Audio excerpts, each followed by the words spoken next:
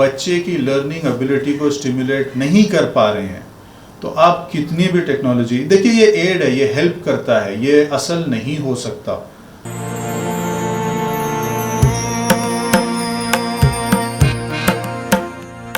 अस्सलाम वालेकुम रहमतुल्लाहि व बरकातुहू। बिस्मिल्लाह। जैसे सर ने कहा, पर्सनल एक्सपीरियंस है और वक्त चूँकि मुख्तसर है, एक मामूल है, एकेडमिशियन तो बहुत बड़ा लक़ब दे दिया है। कोशिश करते हैं, कोशिश इस तरीके से करते हैं कि आईआईटी दिल्ली में हर साल एक शोबा है जो तालीम के ऊपर रिसर्च करके मुल्क भर से, बैरून मुल्क से वो अच्छे एकेडमिशियंस, एजुकेटर्स को बुला के सेशन रखते हैं, उससे सीखने का मौका मिलता है। ग़ालिबन 2 साल पहले 2022 में दिसंबर में एक सेशन था। वहाँ पर दिल्ली के डिप्टी चीफ मिनिस्टर और जो एजुकेशन के इंचार्ज भी हैं, श्री मनीष सिसोदिया जी, वो वहाँ पे एज ए स्पीकर आए थे। और दिल्ली का एजुकेशन मॉडल तो मेरे ख्याल से आप लोग सब जानते हैं।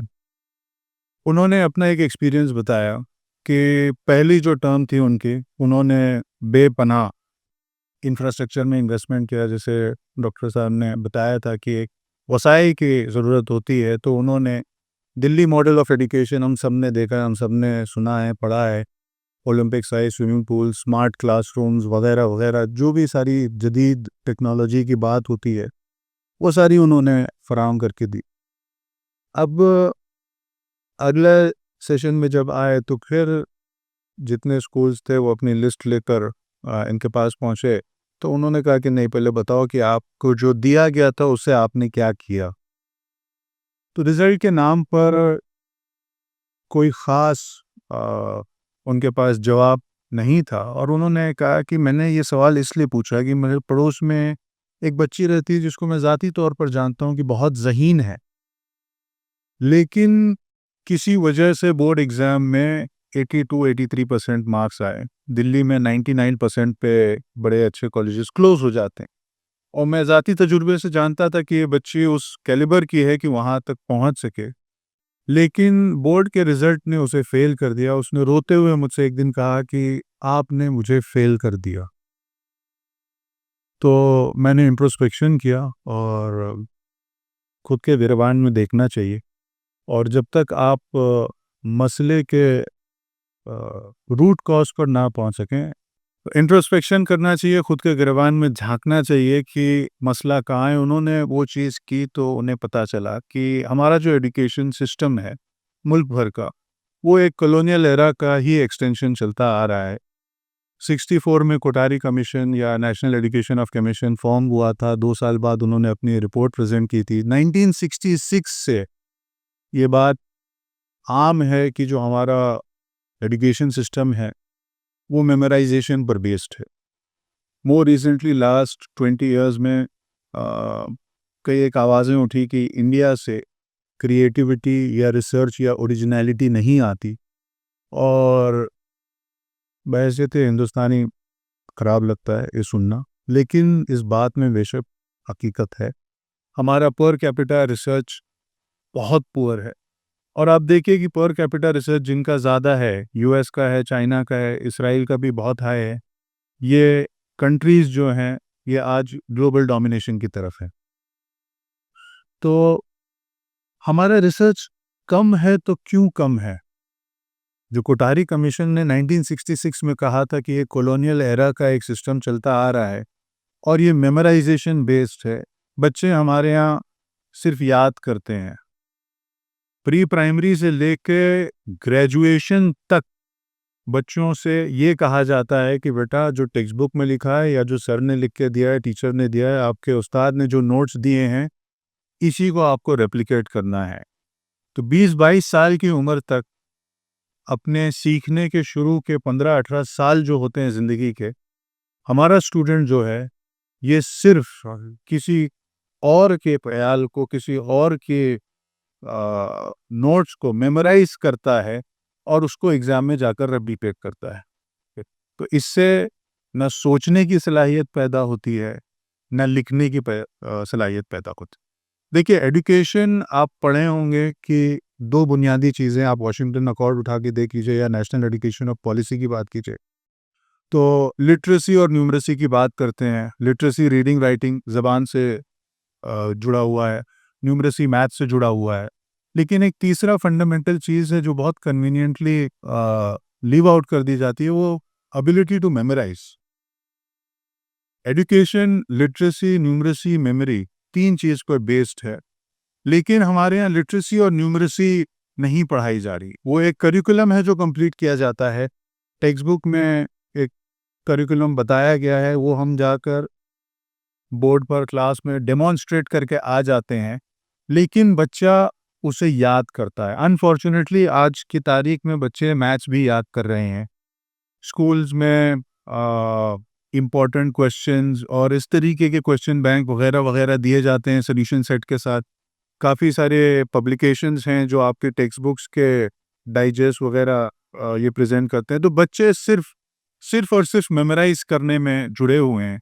और जब ये बच्चा अपनी पूरी एकेडमिक जर्नी में मेमोराइज करता है, तो अगरचे वो पोस्ट ग्रेजुएशन में चले जाए या फिर रिसर्च वगैरह में चले जाए, तो कोई ओरिजिनल रिसर्च मिलता नहीं। फिर वो हमारे यहाँ से प्रोजेक्ट्स भी इस तरीके से होते हैं कि फ़लाँ ने फ़लाँ सब्जेक्ट पर रिसर्च किया है, तो हम उसका एक्सटेंशन कर दें या उसका क्रिटिकल एनालिसिस कर दें या इस तरीके से। नई चीज़ें नहीं आ पा रही हैं और ये सिर्फ़ इसलिए कि हमने लिटरेसी, लिंग्विस्ट ज़बान जो है, ये ज़बान भी सही से नहीं पढ़ी। मैथ्स जो है, वो भी हमने सही से नहीं पढ़ा। कितने भी मतलब ये जो टेक्नोलॉजी की बात है, ये टीचिंग एड इसको कहा जाता है। एक ज़माने में दरख्त के नीचे भी लोग पढ़ा करते थे, आज आपके पास एसी क्लासरूम है, कल शायद 25, 30, 50 साल बाद और कोई चीज़ें होंगी। लेकिन टीचर का स्टूडेंट से जो ताल्लुक़ होता है, अगर वो सही तरीके से कायम नहीं हो पा रहा और आप बच्चे की लर्निंग एबिलिटी को स्टिमुलेट नहीं कर पा रहे हैं, तो आप कितनी भी टेक्नोलॉजी देखिए, ये एड है, ये हेल्प करता है, ये असल नहीं हो सकता। जब तक वो वन टू वन रिलेशन वो कायम ना हो। आर्टिकुलेशन की एबिलिटी, आर्टिकुलेशन मैं समझता हूँ एजुकेशन के जो प्योरिस्ट हैं वो आर्टिकुलेशन को ही एजुकेशन समझते हैं कि जो अपना ख्याल लिख सके, इज़हार ख्याल जिसको कहें, आर्टिकुलेशन, कंपोजिशन जिसको कहते हैं, कि जो स्टूडेंट ओरिजिनल कंपोजिशन कर सकता है। हमारे यहाँ देखिए करिकुलम में इसे पढ़ाने का तरीका बताया गया है कि लैंग्वेज में आपका कंपोजिशन का एक पार्ट होता है, ग्रामर, लिटरेचर, कंपोजिशन। कंपोजिशन में आपको ख़त-व-किताबत करनी है, एसेज लिखने हैं, मकाले वगैरह, लेकिन उसका भी एक रेडी फॉर्मेट होता है, जो बच्चे याद कर लेते हैं और उसको रेप्लिकेट कर देते हैं। तो जब तक हम आर्टिकुलेशन पर काम नहीं करेंगे, तब तक मतलब जितनी जदीद टेक्नोलॉजी वगैरह आ जाएँ, अ, हमारा जो एक क्रिएटिविटी इंडेक्स है, वो नहीं हो पाएगा।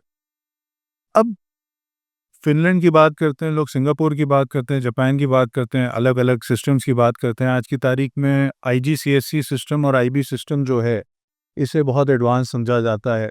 और क्या फ़र्क है? करिकुलम में कोई बुनियादी फ़र्क नहीं है। करिकुलम वही जो अगर आप एडिशन फ़लाँ क्लास में सिखा रहे हैं, तो वो भी एडिशन फ़लाँ क्लास में ही सिखा रहे हैं। कैसे सिखा रहे हैं, इसका फ़र्क, टीचर स्टूडेंट रेशियो इसका फ़र्क होता है। और बच्चों से जो जवाब तलब कर रहे हैं, मैं फिर मनीष सिसोदिया जी की बात पर वापस जाऊँगा। आपको पता नहीं मालूम है या नहीं, दिल्ली में डीबीएसई स्टार्ट हुआ है, Delhi board of secondary education, और ये मेरे ख्याल से 2023 में उन्होंने शुरू किया है। सीबीएसई का जब स्टाफ से उन्होंने पहले टर्म में उनको सारी चीज़ें फराहम की, उसके बाद उनसे जवाब मांगा, जब जवाब नहीं मिला तो इसकी जब एनालिसिस में गए, तो उन्होंने मतलब पूछा कि आखिर ये क्यों नहीं हो पा रहा, हम क्यों बच्चों से रेडीमेड जवाब मांग रहे हैं। तो जवाब ये आया कि भाई अगर हम हर बच्चे को अपना जवाब लिखने का मौका दे दें, तो कितने जवाब होंगे, मतलब आपके पास मॉडल आंसर नहीं होगा। तो आप मॉडल आंसर नहीं है तो आप करेक्ट कैसे करेंगे? तो वही तो टीचर की सलाहियत है, वही तो टीचर की सलाहियत है कि आप बच्चे का जवाब पढ़ें, उसे समझें और फिर उस हिसाब से आप उनको नंबर दें। मॉडल आंसर रख के अगर चेकिंग करवानी है तो फिर क्लरिकल स्टाफ हो गया, कोई भी कर सकता है, वो तो खाली आपको मैच करना है। तो अगरचे हमने आर्टिकुलेशन नहीं सिखाया है और बच्चों को हम रिपिटेटिव चीज़ों में बार-बार डाल रहे हैं, तो ये चीज़ आप कितनी भी टेक्नोलॉजी से सप्लीमेंट कर लें, ऐड कर लें, ये चेंज नहीं होने वाली। उम्मीद है आप सब यहाँ टीचर्स हैं, अगर इस बात को आप गांठ बांध लें कि हम कम से कम बच्चों को अपना जवाब लिखने के लिए, अपने आर्टिकुलेशन के लिए थोड़ा सा पुश करेंगे, तो इंशाल्लाह बहुत बड़ा फ़र्क आ सकता है। जज़ाकल्लाह।